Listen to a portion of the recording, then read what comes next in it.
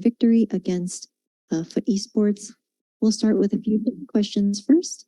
First question goes to Boaster from Ty at .esports.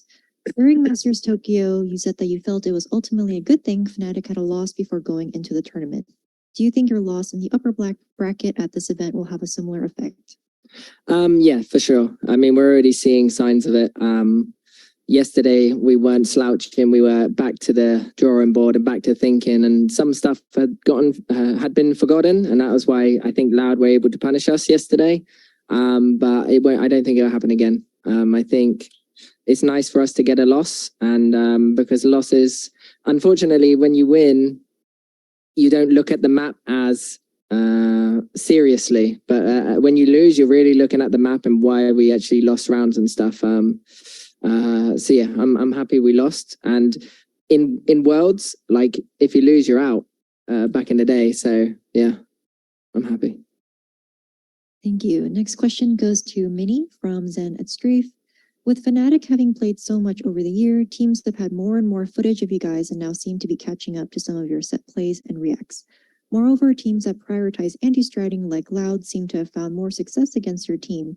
Would you say this style of gameplay is something Fnatic is more vulnerable to? Yeah, anyone who does good anti-strats is going to be at an advantage against any team, I'd argue. So yeah, of course, like that's the kind of weakness to any team, I'd say. There are some teams at these events that truthfully don't do the preparation as well as they should do, and there are certain teams that do it at the standard we'll see normal in like 2 years or 3 years time. So yeah, I think Loud kind of do punish well with the preparation. And yeah, like over the year, it's not, I'd say a lot of teams look at us and look at the strength on some of our maps and try and steal stuff for themselves. And by just doing that, they always know how we're playing to a certain degree. So I think even back in locking, kind of Loud can remember anti-strats back then and kind of, you know, feel that out a little bit. Yeah, kind of cocky, but like genuinely, we're so good on some maps that teams are definitely looking at our VODs throughout the year anyway. But yeah, if we weren't the best at some of these maps, it's just the same as any other team, really. Like everyone's got VODs on them, but yeah. I think the difference between us and some other teams is that some of our map theory is just really good. Thank you. Next question goes to Alfair from VALORANT competitive user Leo Enjoyer. You have been the best rated player on this Fnatic team in Tokyo and have continued that form into this tournament. Does this put any pressure on you to perform in games? No. I think we are playing a team game and they are coming my side, and that's why I'm finishing MVP, I think, yeah. Like if they go opposite side, probably some guy will be MVP in this game.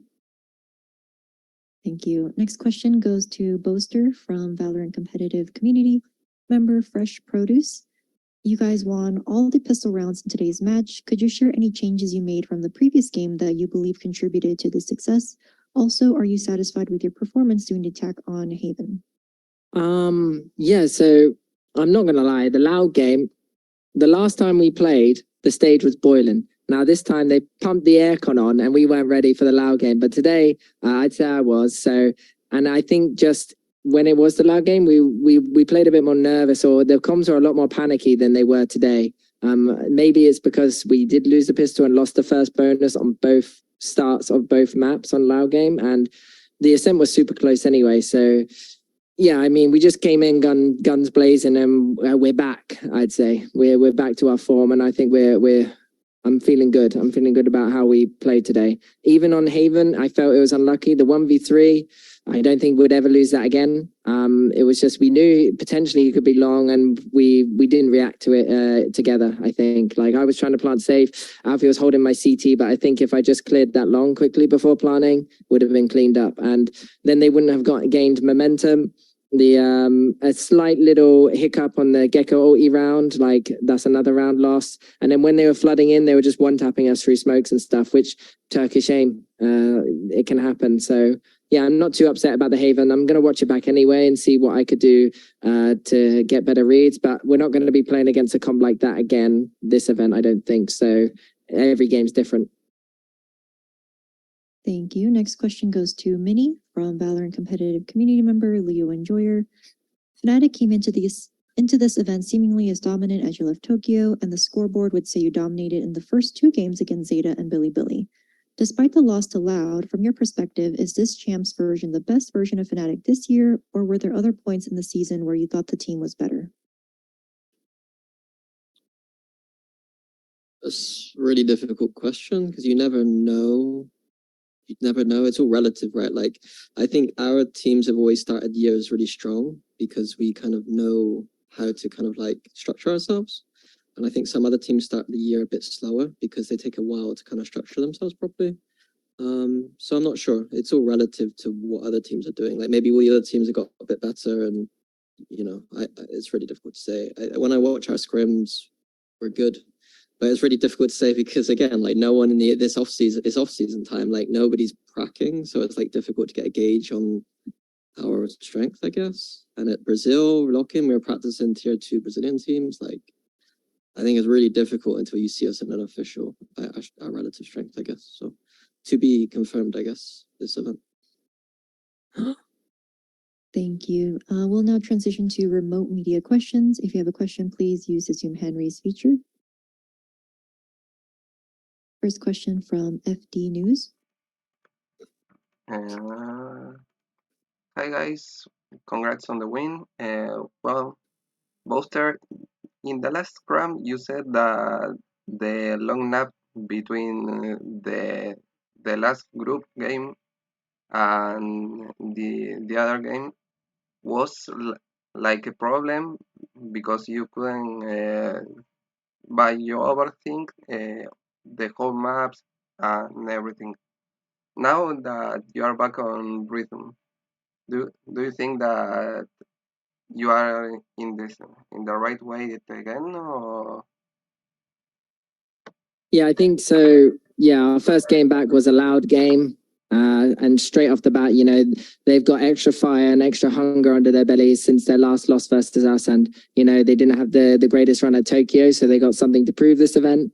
And I think they just came guns blazing yesterday, and we were a bit slow off the gate. And I think we had a little break between, well, we were scrimming between the days, but that little break is just, we come back to the stage and we needed, we were straight into it, you know, thrown into the deep end. And yeah, like I said it in the previous question, how we were kind of feeling before the game and stuff. So yeah, I think now, you know, we got a win under our belt versus Footballist. I'm feeling good about the boys. I think like utility was on point from Leo and Kron today. Durka's entry pathing was slapping heads, and Alfia was the Turkish turret, just making sure no one can get onto the site. And all I have to do then is make good calls, get about 100 ACS, and we've won the game. So like that's my goal and that's my job, and that's job done. Thank you. Are there any on-site media questions? Hi, I have a question for Durka. Obviously, you guys won lock-in at the start of this year, which was only elimination games. Does knowing that you've already made a flawless run this year make you more confident for your prospective lower bracket run at Champions?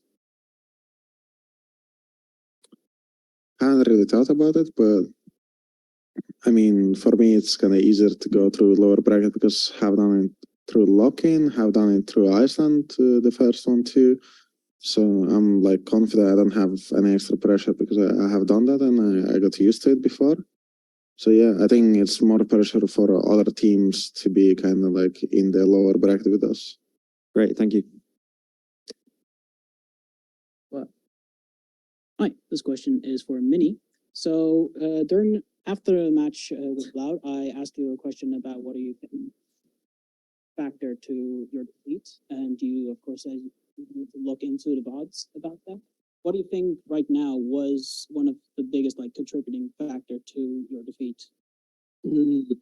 So Sen was unlucky, to be quite honest with you. Like we lost both pistols, we lost opening bonus, we lost a 5v3 we shouldn't have lost. And then on attack side, we were sloppy in terms of some of the ways we finished the rounds out. I think some of the kind of Jake's calling could have been a little bit better at certain points. And I think some of my timeout could have been better too. So I think me and Jake got to kind of put our hands up on the attack side a little bit on that one. Lotus, they just prepared really well. Yeah, they'd obviously prepared really well because they were playing a comp similar to ours. So they were clearly watching our VODs just to learn how to play the comp in the first place. And then they get to play against it and know the strengths and weaknesses. So yeah, we just went really slow on the defense, not playing some of the stuff we usually do, and a few holes. So all stuff that will get patched up because it's just easy macro stuff, to be honest. Thank you. No worries. We have a remote question from Razor. Hello. Congratulations on your win today, guys. Congratulations on your win today, guys. Here's 2 questions from the Valorant competitive community. Earth to Annie asks for Mini and Boaster. Every other region has managed to have more than one team still in the tournament. Why do you think EMEA hasn't been able to achieve the same level of success? I'll let you answer this one, Mane. I think that Navi and Liquid are showing poor form. And they're supposed to be like our top 3 teams. And they got put in a group of death. So it's like, if they're showing poor form and they get put in a group of death, then GG. Like, the players are all there already. But they obviously need a bit of a rework in terms of either the way they're approaching the game or a rework in terms of their roster. So I think next year, those teams refreshing will look a lot better.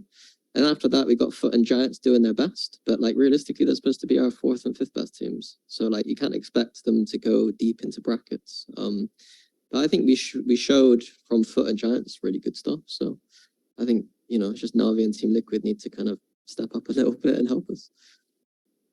Alrighty, thank you. And the second question comes from Adiak for Alphager. Congrats on the win today. You are one of the most consistent players in the competitive scene right now. What is the trick to being this consistent? Listen, Boaster and Mini. Playing TFT. Excellent, thank you. Good boy. Thank you. Are there any other questions? All right. Thank you very much for joining us. That concludes our press conference. Thank you.